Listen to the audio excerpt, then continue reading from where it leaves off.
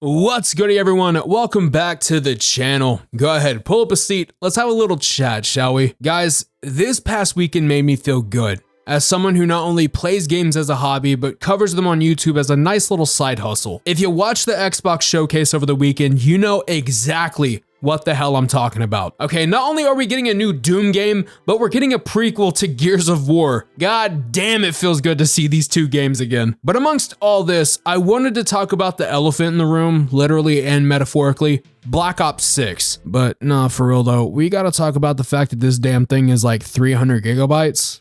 Because why? Hi, this is Blackout from the future.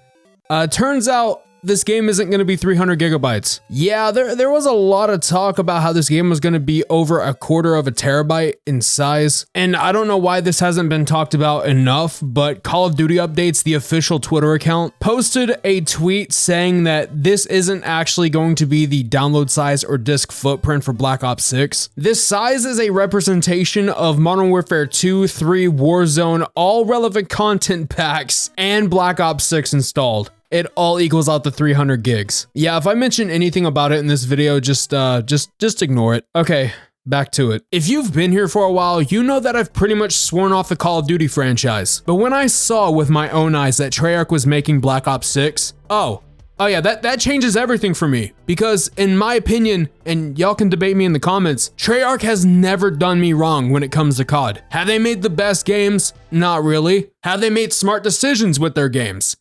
Sometimes. But what matters the most to me is that I've enjoyed them personally way more than anything that I've played from Infinity Ward and Sledgehammer. And not to say that Infinity Ward and Sledgehammer make bad games, because they used to not make bad games. I'm just saying from a personal standpoint, Treyarch's always been a top dog for me. Without further ado, let's get into it. Starting off, let's talk about the campaign, because while this wasn't called Black Ops Gulf War like the leak suggested, this story is set in a post-Cold War era. This article from Polygon says the following: the game's campaign will be an epic spy thriller, Activision said in a news release, that blends stealth-based gameplay with blockbuster action in locations across Russia, the Middle East, Southern Europe, and the United States. Black Ops series mainstays Frank Woods and Russell Adler will be joined by newcomers, including Troy Marshall and Jane Harrow in the narrative. And to add on to this, these next bits come from COD's website. The fictional story builds on the history of the time, thrusting you into a strange and clandestine conspiracy where a shadowy force has infiltrated the US government. Anyone who resists is branded as a traitor, forcing players to go rogue for the first time to fight the very machine that created them. Nothing is what it seems, and the truth may be hard to fathom, drawing you ever deeper into intrigue,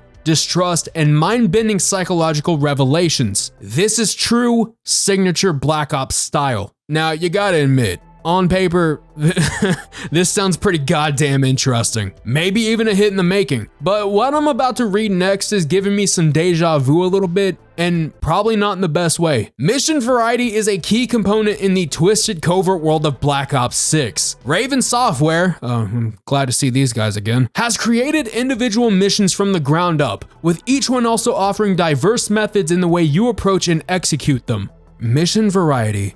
Diverse methods. Where have I heard this before? Oh, that's where. Open combat missions OCMs are an exciting innovation to the Call of Duty campaign. Not only do these complement the cinematic missions you've come to expect, but they also provide you with numerous additional choices regarding your methods of mission completion. Well, it's cooked. For real though, I don't think Treyarch can make a campaign more lackluster than MW3, even if they tried. Okay, they've had 4 years on the sidelines, more time than any of these studios have gotten. The campaign has gotta be great, right?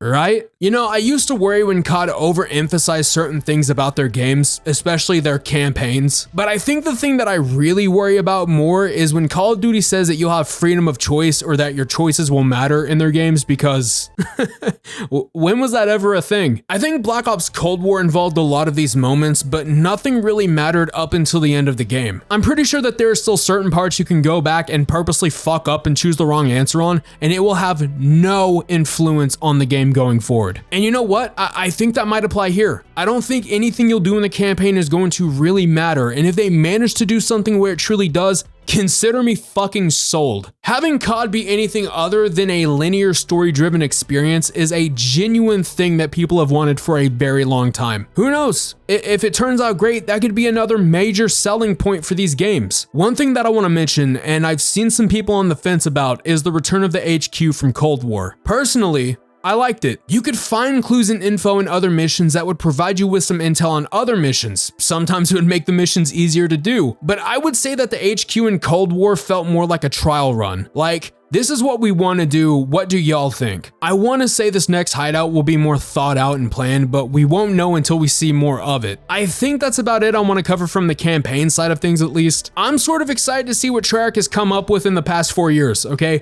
I'm not expecting much other than something better than MW3. If it somehow ends up worse, y'all might as well just shut the hell down. Right. On to the multiplayer. We all know the same old song and dance with the multiplayer, right? It's the main thing people want to play, and then it gets shoved to the side as Warzone gets the better updates. However, this time around, Treyarch did something new. We have omnidirectional movement. I mean, look at that. This is some good shit, am I right? Seriously, this is probably the most innovative thing COD has done since the franchise started 20 years ago. Yeah, the whole carry forward progression thing was cool, but being able to run, sprint, dive in any direction like Max Payne? Yes, please. Now, admittedly, my excitement is also met with some hesitation because I have a gut feeling this is going to get spammed by the same kids that are suffering with TikTok brain. And when I say that, I'm not saying COD should have ready or not movement. I'm not saying COD should be a combat master level movement spam machine, but there needs to be a balance. And I hope Treyarch implements that. What else is on the list? Well, let's talk about the maps. People were looking at X-Defiant's 14 maps and saying,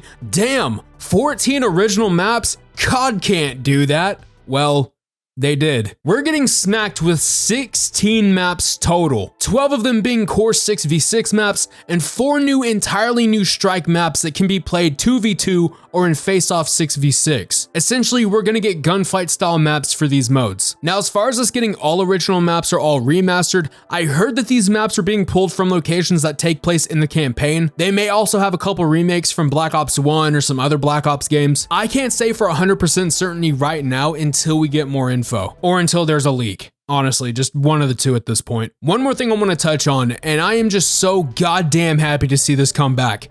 The classic prestige system. Here's what the website says. Players can look forward to experiencing some classic, recognizable aspects of prestige once you reach your maximum player level. At this point, you have the optional choice to enter prestige. This essentially starts your ranking up afresh, relocking the gear you grinded through from levels 1 to 55, enabling you to go through the leveling journey again. Black Ops 6 will have 10 of these prestiges, each with a valuable set of rewards to earn and equip to showcase your impressive in-game status. But you aren't done yet, as those completing Prestige 10 will graduate into Prestige Master, with 1,000 additional levels to climb through and a classified reward to uncover if you're dedicated enough to make it all the way to the end. Now, if you think that is fucking dope, okay, we're getting that OG Prestige experience yet again. But the icing on the cake, it is all available day one at launch. Yep, say goodbye to that boring ass, tired ass seasonal progression bullshit. Okay, classic Prestige is back.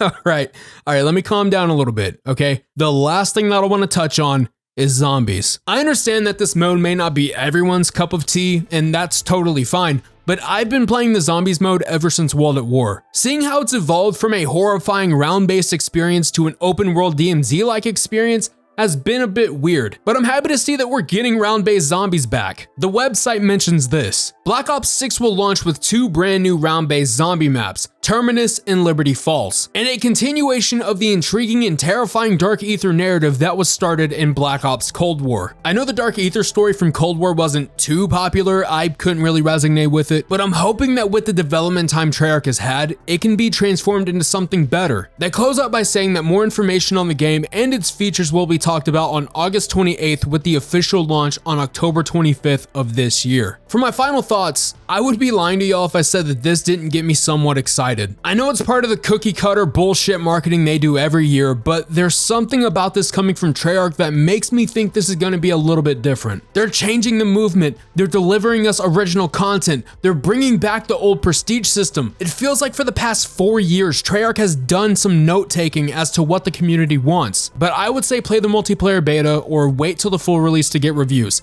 I'm not going to be pre-ordering this game, okay? You shouldn't either. That didn't stop this game from being #1 pre-ordered on Steam, unfortunately. See if this is something that's going to be worth your time before you invest into it. But now I turn the mic to you. Let me know down below what you think about Black Ops 6. And while you're down there, be sure to smack that like button and mag dump that sub button also YouTube can show you my content free of charge. And if you're wanting to support the channel a little bit more, for just 99 cents a month, your name can get on the screen at the end. You'll be the first one to see new videos and much more. Shout out to the current members of the channel. Y'all are absolutely amazing. Thank you so much. This is Sir Blackout signing off to go play Max Payne. If we're gonna get the same type of movement, I need to be ready.